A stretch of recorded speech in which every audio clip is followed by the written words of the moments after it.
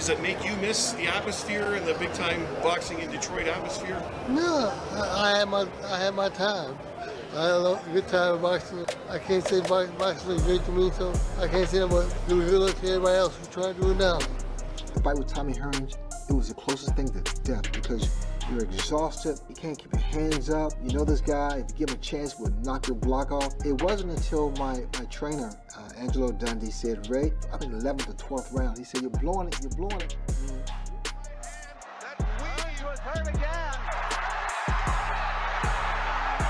At 67 years old, Thomas Hearns sat down and said something that shocked the boxing world. I feared him. Those 3 words from the Motor City Cobra, a man who knocked out legends and terrorized entire divisions, revealed a truth most fighters take to their graves. For decades, Hearns was the nightmare. He was the one who made champions wake up sweating. But now, after all these years, he finally opened up about the 5 boxers who made him feel that same fear. These were not just tough opponents. These were the men who crawled inside his head and stayed there. Thomas Hearns stood 6 feet 1 inch tall at welterweight.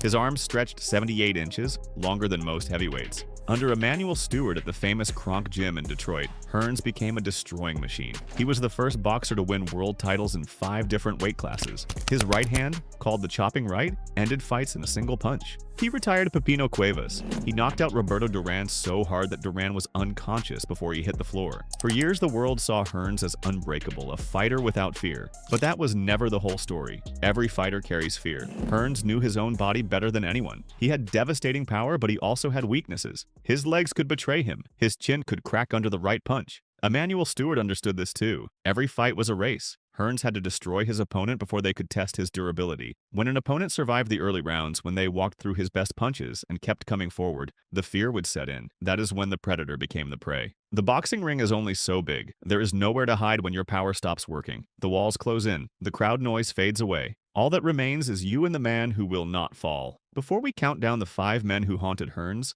take a second to tell us in the comments which fighter you think gave Hearns the toughest night of his career. Was it the machine who would not break? The genius who rewrote the fight in real time? Or the zombie who simply refused to fall? Drop your pick below and hit that subscribe button because this story gets deeper than you think. At the top of the list sits Marvin Hagler. The undisputed middleweight champion was not just a fighter, he was a force of nature. Hagler trained in isolation, running through sand dunes in combat boots, building a hatred so pure it became his fuel. He famously said, "Destruction and destroy." It made no sense grammatically, but it captured everything about him. Hagler felt the boxing world had overlooked him for years. He believed the media favored fighters like Leonard and Hearns. This resentment made him even more dangerous. When Hearns decided to move up to middleweight to challenge Hagler, he knew he was stepping into something different. Hagler had never been knocked out. He had barely been hurt. He did not reflect fear. He absorbed it and turned it into violence. The fight happened on April 15, 1985 at Caesars Palace in Las Vegas. It became known simply as The War. The first round is considered the greatest 3 minutes in boxing history. Hearns and Hagler combined to throw 165 punches.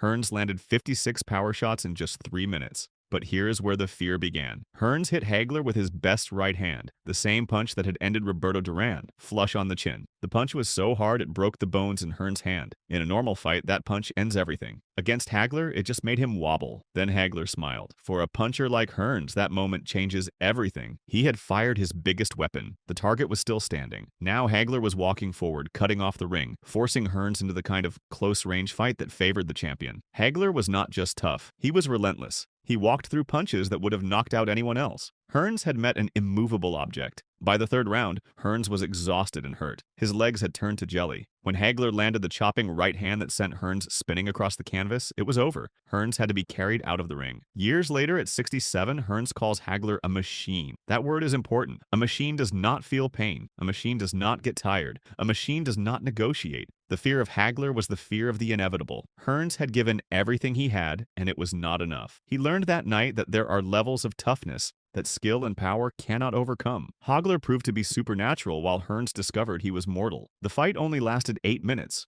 But those 8 minutes changed how Hearns viewed himself. He had always believed his right hand was the great equalizer. Against Hagler, it was just another punch. That realization stays with the fighter forever. The second man on the list is Sugar Ray Leonard. If Hagler was the fear of physical destruction, Leonard was the fear of being outsmarted. Their first fight on September 16, 1981 was called The Showdown. It was the richest fight in sports history at that time. Leonard was the golden boy, the Olympic hero loved by everyone. Hearns was the menacing knockout artist. The build-up to this fight was massive. The entire boxing world wanted to see who would win. Leonard had already beaten Wilfred Benitez and made Roberto Duran quit in their rematch. He was proven. He knew how to break the will of great fighters. Hearns understood this going in. For 12 rounds, Hearns actually did the impossible. He outboxed the boxer. Using his long reach, he kept Leonard at a distance and piled up points with his jab. He was winning on all the scorecards. His game plan was working perfectly. He was doing exactly what Emmanuel Stewart told him to do. But Hearns feared Leonard for a reason. Leonard could change his entire strategy in the middle of a fight.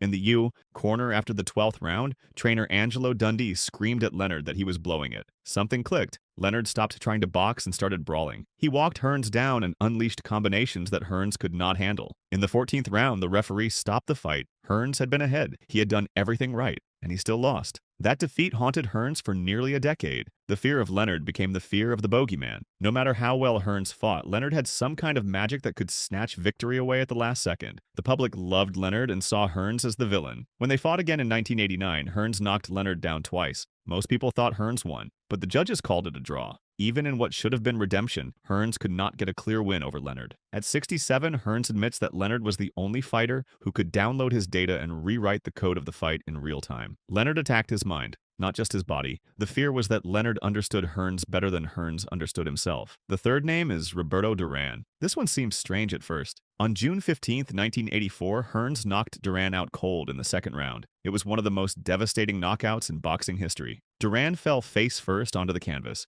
The sound of the punch echoed through Caesar's palace. People in the crowd gasped. Announcers could barely believe what they saw. How can you fear someone you destroyed? The answer is simple. Before the bell rang, Roberto Duran was a living legend. He was hands of stone. He had 77 wins and over 50 knockouts. He was the greatest lightweight champion in history. He had beaten Sugar Ray Leonard and went the distance with Marvin Hagler, something Hearns would fail to do. Duran had brutalized champions throughout his career. He made grown men quit. Duran was unpredictable and savage. He was a master of the dark arts of boxing. Hearns knew that if Duran got inside his long reach, the fight would turn into a street brawl. All of Hearns' physical advantages would disappear against Duran's infighting genius. Duran also played mind games. He would stare down opponents and insult them to shrink their confidence. He was famous for breaking fighters mentally before the first bell even rang. Hearns admitted that during the stare down before their fight, he had to summon every ounce of courage not to look away. Duran scared the hell out of me, Hearns said years later. The ferocity of Hearns' attack against Duran was not arrogance. It was fear. Hearns needed to end the fight immediately before Duran could turn it into the kind of war where experience and cruelty mattered more than reach and power. By destroying Duran in 2 rounds, Hearns did not just win a fight. He survived a legend. The relief on his face after the knockout said everything. He had walked through a graveyard and made it out alive. At 67, Hearns includes Duran on his list because reputation punches as hard as fists. The fear was of the idea of Roberto Duran, the man who made Sugar Ray Leonard quit. The fourth fighter is Iran Barkley. If Hagler was the machine and Leonard was the genius, Barkley was the zombie. He was the monster from a horror movie who refuses to die. Barkley was not a king like the others. He was a gritty brawler from the Bronx. Most experts did not rank him with the elite names, but he beat Hearns twice, and the first fight on June 6, 1988 was a nightmare. Hearns did what he always did. He battered Barkley. He cut him over both eyes. He wobbled him. He hit him with flush power shots that would have knocked out almost anyone in the division. The blood poured down Barkley's face. His eyes were nearly swollen shut, but he kept walking forward. I hit him with everything but the kitchen sink, Hearns said. He continued and kept coming forward. I moved him, but he just kept coming forward. This is the fear of limitation. When a puncher lands his best shot and the opponent just scowls back through a mask of blood, panic sets in. Hearns realized his power had a ceiling. In the third round, while Hearns was ahead and landing at will, Barkley caught him with a desperate right hand. Hearns collapsed flat on his back. 4 years later in 1992, they fought again at light heavyweight. Again, it was a war. Again, Hearns hit Barkley with everything. Again, Barkley walked through it and won the decision. At 67, Hearns admits that Barkley was a stylistic nightmare. He was the freak that Hearns could not solve. The fear was not of Barkley's skill, but of his inhuman ability to absorb punishment. I think I lost heart, Hearns confessed. That is a devastating thing for a champion to admit. Barkley broke his will simply by refusing to fall. For a fighter whose entire identity was built on his power, meeting someone immune to that power was the deepest fear. The fifth and final name is the most revealing, Mike McCallum. McCallum is the only man on this list that Hearns never fought. That tells you everything. McCallum was called the Body Snatcher. He was a master technician with a granite chin and a vicious body attack. For a tall, lean fighter like Hearns, McCallum was the perfect counter. His style was designed to beat someone like the Hitman. Throughout the mid-1980s, McCallum was a mandatory challenger or top contender in divisions Hearns competed in. The boxing world wanted to see this fight. Fans debated who would win. Experts broke down the matchup, but the fight never happened. Reports say that Hearns and Emmanuel Stewart viewed McCallum as too dangerous. This was not about being afraid to step in the ring. It was about being smart. Boxing is a business and a career. One bad fight can ruin everything. The risk-to-reward ratio was all wrong. McCallum could beat Hearns, but he did not have the name recognition of a Leonard or Duran, so Hearns avoided him. McCallum was cerebral. He could slip the jab and counterpunch. His nickname meant he specialized in body shots to the liver and ribs. For Hearns, whose slender frame left his midsection exposed, McCallum was a tactical death sentence. The fear of McCallum was strategic. It was the fear of exposure. McCallum had the tools to not just beat Hearns, but to potentially embarrass him in a way the others could not. By listing McCallum, Hearns makes a rare admission of honesty in a sport built on bravado. There were battles he chose not to fight. His team steered him away from the Jamaican technician to preserve his legacy and his health. The fear here was of a fighter who possessed everything needed to dismantle the Kronk system. Duran was even stripped of a title for fighting Hearns instead of his mandatory defense against McCallum. That shows how seriously people took the threat McCallum posed. Looking at all 5 names together, a pattern emerges. Hearns was the ultimate glass cannon. He had immense power but questionable durability. He feared men who could do one of 3 things. First, absorb his best punch. Hagler, Barkley, and McCallum all had iron chins. They negated his primary weapon. The right hand that destroyed most opponents meant nothing to them. Second, avoid his best punch. Leonard and McCallum were defensive wizards who made him miss and then made him pay. They had the footwork and ring intelligence to nullify his reach advantage. Third, exploit the inside. Duran, Hagler, and Barkley all thrived up close, where Hearns' long arms became a weakness instead of a strength. When these fighters got inside, Hearns was in their world. His advantages disappeared. The pattern shows that Hearns knew exactly what could beat him. He was honest with himself about his limitations. Why admit all of this now? At 67, Hearns is far removed from the ego of his fighting days.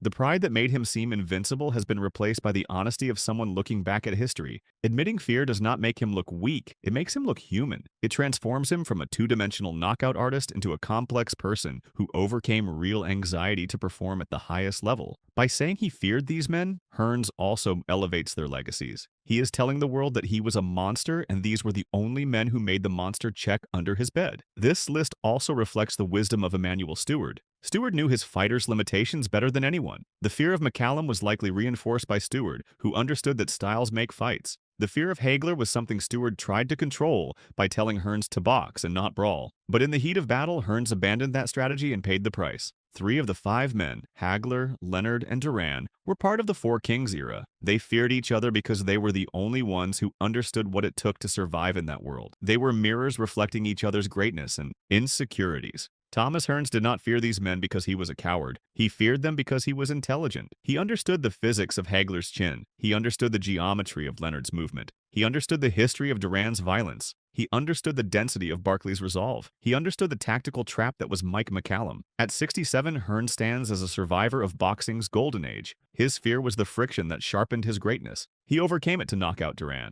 He overcame it to fight Hagler in a war for the ages. He overcame it to face Barkley a second time. In the case of McCallum, the fear perhaps saved him from a loss that could have ended his career. This list is not a confession of weakness. It is a definition of greatness. It took a machine, a legend, a genius, a blade, and a body snatcher to make the Hitman hesitate. That is the greatest testament to his own legacy. These 5 men represent the absolute peak of boxing competition. They forced Hearns to dig deeper than he ever thought possible. They tested every part of his skill, his courage, and his heart. In admitting his fear of them, Hearns has given boxing fans a gift. He has shown us the human side of a legend. So let us know what you think. Which of these 5 fighters do you believe was the most dangerous challenge for Thomas Hearns? Was it the relentless Hagler, the brilliant Leonard, the savage Duran, the unstoppable Barkley, or the avoided McCallum? Drop your answer in the comments. And if you want more deep dives into the legends of boxing, make sure to subscribe and hit that notification bell. The stories of the greatest fighters deserve to be remembered.